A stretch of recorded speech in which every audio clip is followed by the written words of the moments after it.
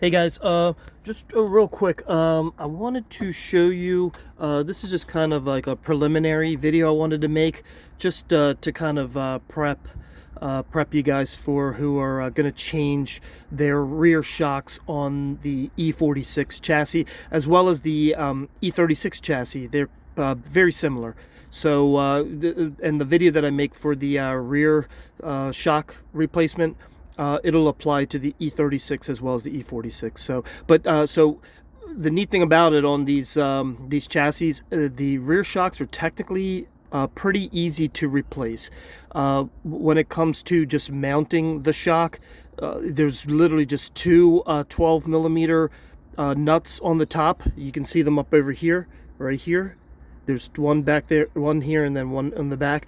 And then at the bottom, there's you can see there's where that orange is. It's sticking out a little bit. I actually already replaced them, but so that's all that holds the shock into place. So obviously that's pretty easy. But the thing that you're probably going to run into that's going to take a little extra time is, if you've noticed, you can see the top of the shock.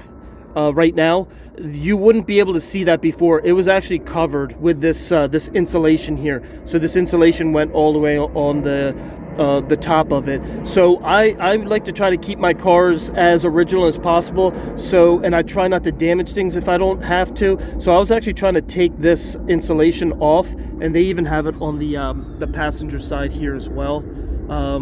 So long story short, you're going to have to cut the insulation off the top, and so that you can access it, as well as there's going to be a reinforcement plate that you're going to want to install that if your car doesn't have it already. It was basically an upgrade from the factory. These were actually known to rip, these shock towers, E36 and E46 chassis. So they actually started using, I guess they already had it on the Z3 of that vintage, the Z3 E36/7. So it's like the 1996 until 2002.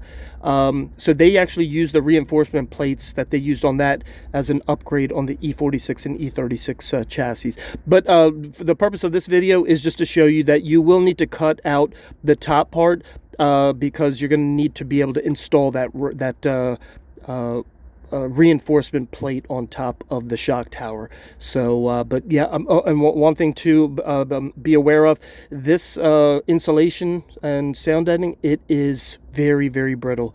So be very careful when you're doing it. If you're like me and you're a little OCD, I still need to fix this. I'm gonna try to make it look a little bit nice, even though you'll never see it. It just bothers me. But you will need to just be very careful and try to use the sharpest blade that you can. And be, like I said, you touch it and it will start cracking. Like right here, you can see it's already cracking. And if even that, like that dent right here that you see it right over here, that was already there when I took the sound insulation off. So that just shows you how brittle it is. I'm sorry, when I took the trunk panel off, it was already dented. So just a quick video on that, so that people who are working on it, honestly, it's not a difficult install. Assembling the shock as well as installing, it's not very difficult. This was the most time consuming, because I was trying to be careful so that I didn't damage the insulation. But yeah, you can see, I mean, this is me not even touching it, it's cracking. So this is very this one would have been impossible. I mean, it was difficult to take off, but same thing, had to do the same thing on the top.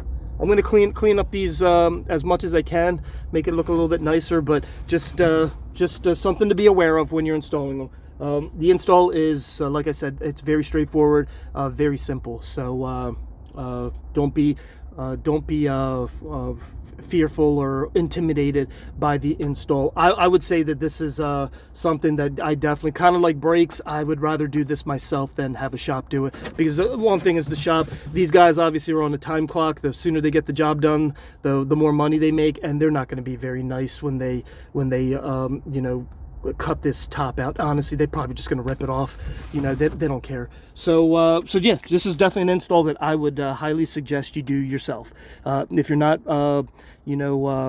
maybe a little intimidated by the fronts. I haven't done the fronts yet, but I can't imagine they're much more difficult. But just something to be aware of. All right, I'll post the install video of the shocks as soon as I can.